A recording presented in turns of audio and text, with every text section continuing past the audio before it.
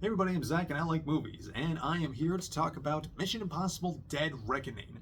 Sans the Part 1. They got rid of that in the interim. And this is the seventh movie in the Mission Impossible series, and the third to be directed by Chris McQuarrie. And it's him and Tom Cruise teaming up again to just blow our minds with the absolute madman and determination to entertain us with the most death-defying ways. And the fact that this movie and its follow-up, The Final Reckoning, it's reckoning so big we're getting getting dead before we get the final one. The fact that both of these movies exist at all is kind of interesting to me, because Mission Impossible Fallout was really such the zenith of the series in terms of like what they did with like the character and the team stuff, and what they did psychologically with Ethan's character, and just absolutely crushing it with set piece after set piece after set piece of absolutely astonishing action scenes. It really felt kind of like a final, like such a finality. Like it's so big and so grand. Like Fallout is a Mission Impossible movie by way of Chris Nolan, basically. That it felt like the fact that you even wanted to try to follow that up, I think, is kind of an audacious move in and of itself. But they did. They announced that they're doing two, and you can kind of tell that Dead Reckoning was kind of written as one script but split into two, because they just like their ideas came in just got too plentiful, and even how they write these movies with like coming up with the big set pieces and the things that both Tom and McHugh want to do, and just sort of back writing a story around that to great success has honestly. There is like there is like some more shakier parts of this, at least compared to like Rogue Nation and Fallout. But this time around with Dead Reckoning, it really felt like they were going back to some of the more espionage roots of the series. Like there's probably the most since the first one. There's much more focus on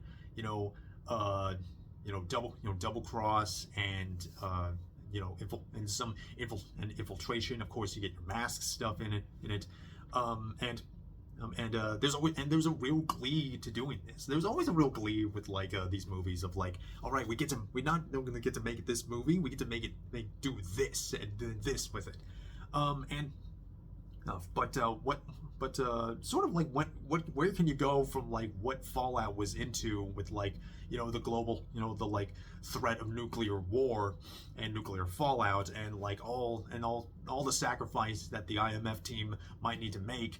Well, you go into the future. Dead Reckoning is a movie that is fraught with fears of artificial intelligence gone awry. It begins with a Russian submarine under the Arctic Ocean, and they're testing a state-of-the-art learning AI that is designated the Entity.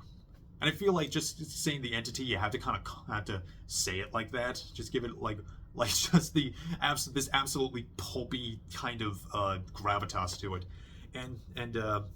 it is a machine that can only be accessed through a cruciform key that's made out of two halves, and it looks like it's like two, like when you put it together, it looks like almost like a cross, like some kind of like sort of like ancient Christian relic that Indiana Jones would find or something. But then the AI, the Entity, turns sentient, and it is turned, as described, a self-aware, self-learning, truth-eating digital parasite infesting all of cyberspace. And this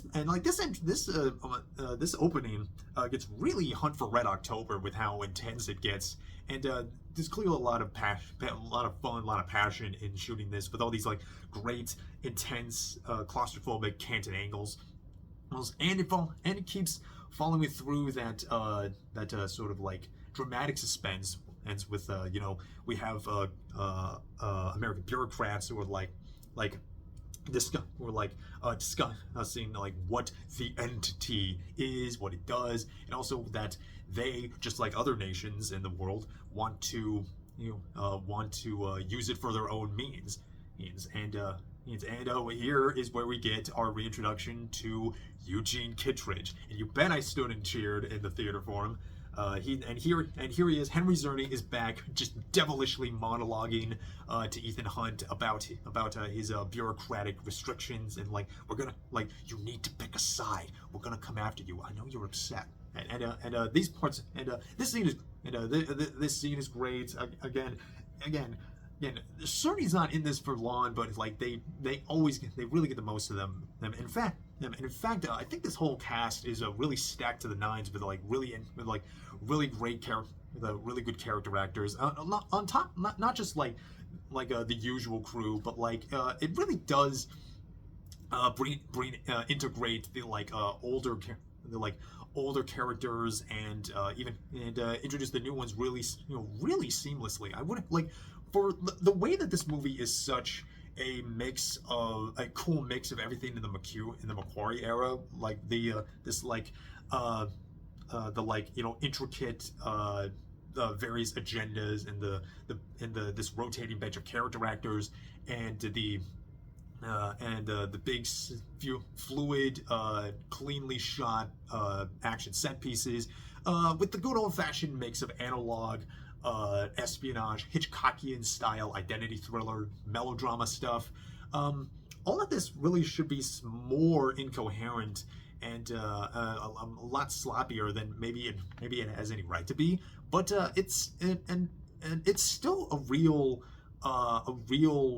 feat. It's still really entertaining. It still accomplishes everything it sets out to do, and you still get really great character moments. I would say that this is again, compared to both Rogue Nation and Fallout, there is overall less action set pieces minute to minute. But what we get in between that is a lot of stuff focused on like pickpocketing and a lot of misdirection. Early on, Ethan is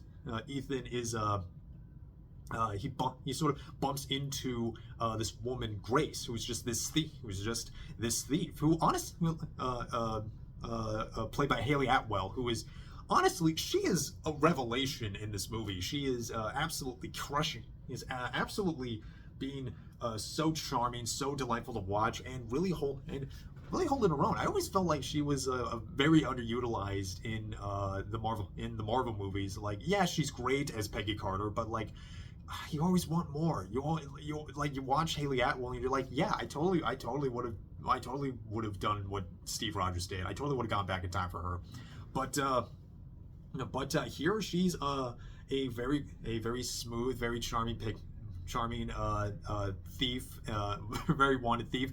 It feels like she like stepped out of a much lighter kind of crime caper movie, but then kind of like stumbled into this Mission Impossible movie, and Ethan gets to like show up. He does his close-up magic again, and he's like, and all of this stuff was done in camera by the actors, and like you could really tell that they're like going for it. The way he like makes the key pieces disappear, and it's really good. And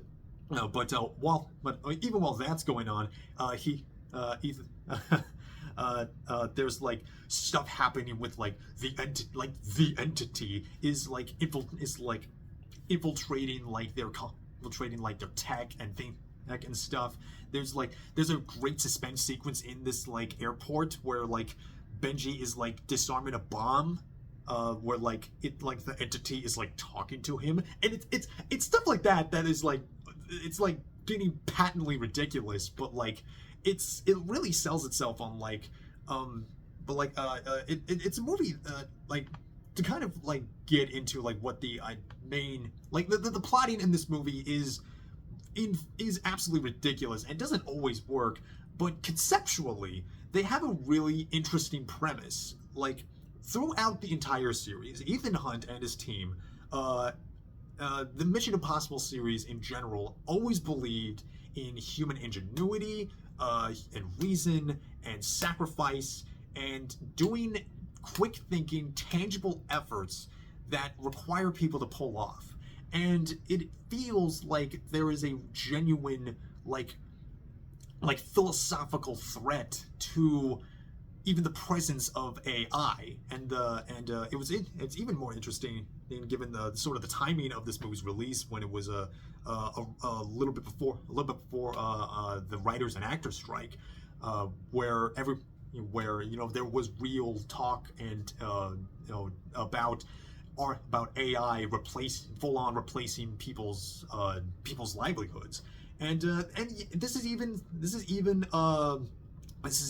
similar anxieties that Top Gun Maverick shares in its plot. This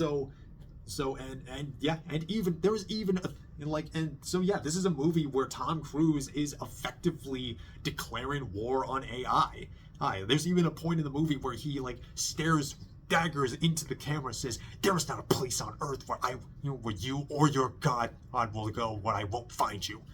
Yeah, he's honestly, all the better. Honestly, I'm right there for him. How can you not want to declare war on something like ChatGPT or fucking Grok or something like that? But how they do it is through this excellent physically, there is this sort of existential cloud hanging over the movie with as the entity does. But he is basically is physically represented through this and through an antagonist that I think is good and also kind of because they kind of he has this mysterious. He's like this mysterious dude from Ethan's past that they kind of try to retroactively make him sort of like a trauma from the pre-IMF days of Ethan Hunt, which I don't really know about that. He feels I do like that he's basically framed as the anti-Ethan Hunt. He is fully committed, basically a zealot almost to the digital world that the entity is foreshadowing, and he works for the computer god. He does not care for humans much. He was totally willing to sacrifice humans left and right just to see the mission of his computer god see through. But I think that's fine. And they even name him Gabriel. They literally named him after the archangel messenger of God, which and that kind of stuff is fun. And Esai Morales, I think, gives a really very suave, very sinister performance. He's definitely delivering, but making him if I haven't been in Ethan Hunt's headspace for 6 movies, and you're just telling me this is the most dangerous guy he knows, I don't really buy that. I don't know, but he's here, and it makes sense that you have a physical physical representation in what the threats of AI, what the threats of the entity is. But it's just a little hurt. It's just a little maybe lacking. Again, the Mission series have never been known for their villains, except of the 2. Even despite its misgivings, and when we get to even with all this good character work, even when we get to these action set pieces, they're absolutely outstanding. There's a really killer chase sequence in Rome with where Grace and Ethan are they're handcuffed to each other, but it's clearly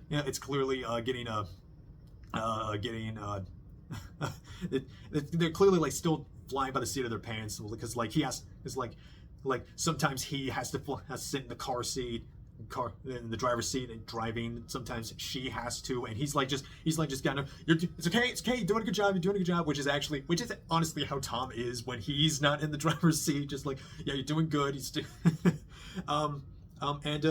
it really when they're get into this Lupin the Third style little little yellow Fiat. In fact, there's a lot of Lupin the Third energy going on in this. Like not just in like the general like sort of like misdirection caper stuff. Like he has this kind of low-key romance with Hayley Atwell, you know, this thief, and he even has a Serizawa chasing after him. It's my boy Shea Whigham, who's been assigned to he's been assigned to hunt down Ethan and the rest of the IMF, and he gives a great he gives like the anti Alec Baldwin speech with like where he's like hyping up how like dangerous Ethan Hunt is, like for all intents and purposes, ladies and gentlemen, he is a mind-reading, shape-shifting incarnation of chaos. And there's even a great running bit with him where he's touching people's faces and pulling at their cheeks to just to see if somebody's wearing a mask, because like it's late enough in the series that like somebody should be doing that. It's really good. And even while he's like chasing him, there's like a lot of really good comedic beats with him. Like he's like, oh, where the hell is this guy anyway? And like Ethan's like running on the roof behind him. Just that stuff's good. And yeah, this whole like sequence in Rome is just absolutely killer, because like they're in this like they're like this like little cramped old beat up yellow Fiat. Meanwhile, they're being chased by Pom Klementieff, who you know best as Mantis from the Guardians of the Galaxy movies, and she's playing the near silent assassin, second in command to the villain, and she's like driving around in this big army Hummer, just absolutely having a ball, just like ripping and tearing and crashing through all the cars and the scooters, and like tearing through across all of Rome. And like I really should say, Pom is absolutely a presence here. Like if you are not standing Pom Klementieff after this movie, I don't know what you're doing with your life. Like love that like that outfit, that sort of like a ringleader outfit she wears with like the clown makeup and the top, and like she's got a sword cane. It's great stuff here. And like everyone in the IMF, the regular IMF team is here. You have Ving Rhames is still the guy in the chair, doing 90s hacking, wearing a sick ass hat. Simon Pegg is as Benji is honestly looking a little warier than Tom Cruise is, but still keeping pace with the banter, keeping pace with like being involved in things, even when he's the guy in the chair too. But again, Hayley Atwell absolutely crushing it, and even more returning characters like Vanessa Kirby as the White Widow. There's a really great when this movie gets to its big set piece with the train. There's great character stuff in there too. But I would say Ilsa Faust is back, and she's great, and it's never bad that Ilsa Faust is here, but.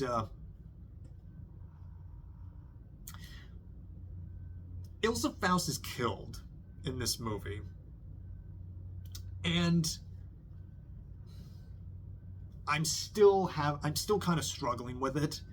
Like I've seen this like 4 times, and I'm still kind of like, this is like the real black eye against this movie. Not so much that Ilsa dies. I don't necessarily hate that. I hate the manner in which she's taken out. I don't really think, it's kind of like the problem with like Gabriel as a villain, because like they're selling him up as he's like the most dangerous person. Again, he's like this like pre-IMF threat to Ethan, and it's like I don't really know. Like if this were like Solomon Lane, maybe, but like we already dealt with him. He's like over and done with. But yeah, this is a part where like, okay, yeah, maybe the COVID restrictions, maybe like splitting the movie in 2 is kind of working against this movie's failure. Like it's succeeding pretty well despite some part 1-isms it's suffering from. But also, but like this does feel like you just fridged best girl Ilsa Faust. And just kind of replaced her with this other brunette woman in her 40s. But But it does feel like Ilsa got done dirty, and sure, Rebecca Ferguson had requirements. She was already already signed for the Dune movie. She had to go do that. But they started this movie early with like Ilsa's this like a fake out death of Ilsa, and like Ethan like is like, you're dead, you stay dead, and then she disappears, and she could have just like left the movie. Like Luthen leaves the movie just kind of before, like halfway before the whole stuff of the train, and like it doesn't feel like it's just being like shunted away. It's just I don't know. It's something I still struggle with. I'm willing to give them the benefit of the doubt, see what the final reckoning does. Maybe that answers it a bit clearer, because again, like with the first Dune, it's a part one, and there's more, and the full resolution hasn't happened yet. But yeah, it is kind of, it does suck that happened. But still in this movie's defense, everything that follows this moment is honestly some of the best stuff I've ever seen in an IMAX theater. Like this whole sequence on the train. One, it feels very classic. It feels very much like they're taking full advantage of not of like the like sort of Hitchcockian caper stuff, and God, like they had to build their own train, their own coal train. I mean, because there was none like it that they were going to be able to like not only rent out for the movie, but like throw off a cliff. Like honestly, I don't think I've seen a train be thrown off a cliff like that since like, God, Back to the Future 3. But man, they take absolute advantage of shooting this train for all the money it's worth. They have they're like set in like the Austrian Alps, absolutely gorgeous vistas surrounding this thing.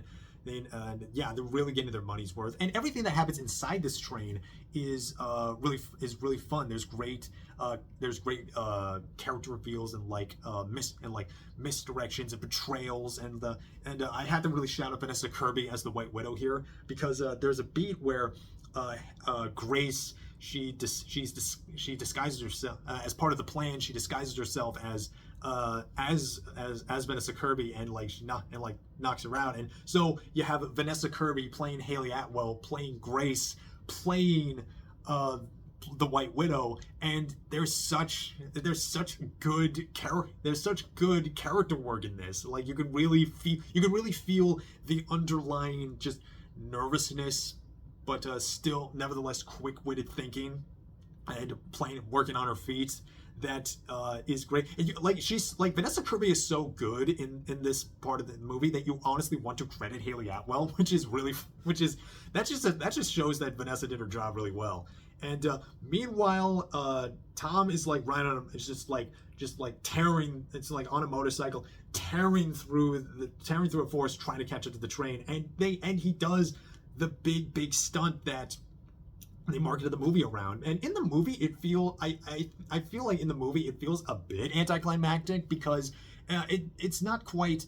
It feels. I guess it's a little. It's not quite built up the same way as like some of the other ones were the movie was built around the movie was built around it, but like the plotting doesn't really feel like it was, like in like Ghost Protocol, for example. But I love the setup for it, because like Benji's just giving him directions of Benji, I'm at a cliff. Like, yeah, I know, you got a parachute, just jump. What do you mean jump? It doesn't work like that. I'm not high enough. I can't get the thing. And then he turns around and sees the perfect ramp cliff behind him. Like the universe is just forcing him. It's just forcing the stars to align for him to make this jump. And he's just like, okay, I guess I'm doing this. And yeah, the stunt is great. Leads to a really fun moment where he just crashes through the train, just unexpected. It's just really great. Again, they're getting this movie well. And when the train cars start collapsing, it's holy shit. It is like absolute real life like Uncharted, like Uncharted 2, eat your heart out, like really channeling Buster Keaton in the general, like just throwing like not only throwing a train off of a bridge, but also it is so old school, like silent action movie comedy with this, that they literally are handing a baby grand piano above Tom Cruise's head, and holy crap, this whole part of the movie is fantastic. And yeah, I think and yeah, like it really does leave you wanting more, in a good way, I think. Yeah, I think Dead Reckoning, while a step down from Fallout, but honestly anything following Fallout would be a step down. But yeah, it does fumble here and there. The writing is weaker in this. I think again, the part one isms, while successful, do kind of falter the movie only a few times. I do maybe the COVID precautions and like were like kind of got in the way. Like I'm not entirely sure where like it does where or how much it definitely did balloon the budget, certainly, because they were putting stuff that they were going to save for part 2 on hold because they wanted to keep paying their crew and stuff. And honestly, it kind of does suck that the wind was sort of taken out of this movie's sales as far as the box office goes, because of not just of like its own ballooning, the budget that it ballooned so much, and like it didn't make nearly as much as it needed to. Like it had to make like $1 billion and only made half that. But like it sucks to think that like a movie that made $500 million only made $500 million and was only so successful. But also, what also kind of sucked for this movie is that it had the unfortunate timing of opening like a full month before Barbenheimer, and that just like after that, all IMAX theaters belong to Christopher Nolan, but this movie's still really fun. It's still thoroughly entertaining. It's very ridiculous, but in a really good way. I'm really excited to see. I'm really excited to see what how they end this. I think it's again considering everything going on, considering all the dedication to analog, the dedication to the anti-AI messaging, and again just the sheer commitment from McHugh and Cruise to entertain us through like these absolutely physical defying this almost near sheer acts of physical triumph. And the absolute glee they have doing it, I can't help but put my faith. I have to put my faith in them. The president of the movies, Tom Cruise, has asked me to trust him, and I trust him again. And I think this still works really well. Gotta get this. I really can't wait. For in the next few months, hopefully maybe by near the end of the year, we can get the full mission series in one big box, just sort of replace the one I got. But I'm seeing The Final Reckoning tonight. I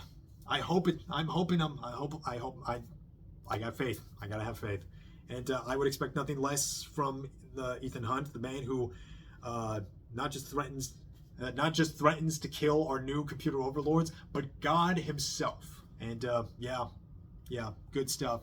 And I think that'll be it. I think I've rambled on long enough. Movie's good, and the mission series is good, and that's all I got. And I'm Zach. I like movies. I love movies. As you can see, I've rambled on about this movie. What do you think of Mission Impossible: Dead Reckoning? Hope we. God, I can't believe the series is coming to an end. I've loved this series for so long, that'll be it for me. I'll see you later, and you all gotta take care of yourselves.